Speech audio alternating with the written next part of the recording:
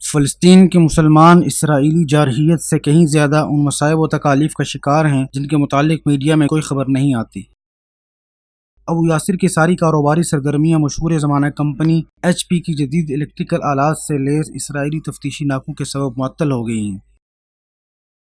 और यासिर स्कूल जाता है तो उसे पता चलता है कि उसके उस्ताद को इसराइली जेल में कैद कर दिया गया है। इस जेल को मशहूर कंपनी G4S चला रही है, जिसका इसराइल के साथ मुआहिदा है। जबकि यासिर की मां कैंपों में रहने वाले लोगों के लिए मखसूस ट्रेन के जरिए सफर करने में काफी मुश्किलात का सामना कर रही है। इस ट्रेन को एल्स्टॉम नामी कंपनी ने बनाया है और यही कंपनी इसको चला रही है। ये कैंप और इसके साथ ट्रेन और इसकी हिफाजती दीवारें मुल्की कानून के मुताबिक इसराइली मकबूजा इलाकों में वाक़ तस्वुर होते हैं, इसलिए आइंदा पड़ोसियों के घर आना जाना नहीं हो सकेगा, क्योंकि इसराइली फोर्सेस ने इनको कैट कंपनी के बिल्डोज़रों से मुनहदिम कर दिया है।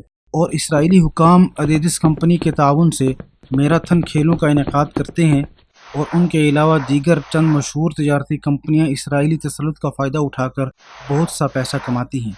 चुनांचे BDS मूवमेंट की क़यादत में इसराइल और उनसे मुस्तफ़ीद होने वाली कंपनियों के प्रोडक्ट के बायकाट और इनकी सरमायाकारी ख़त्म करने और उन पर पाबंदियां आयद करने का मुतालबा किया जा रहा है, जिसकी वजह से बाज़ कंपनियों ने इसराइल में अपनी सरगर्मियां बंद कर दी हैं और बाज़ ने बंद करने का ऐलान किया है। क्या ये कंपनियां आपके मुल्क में भी पाई जाती हैं?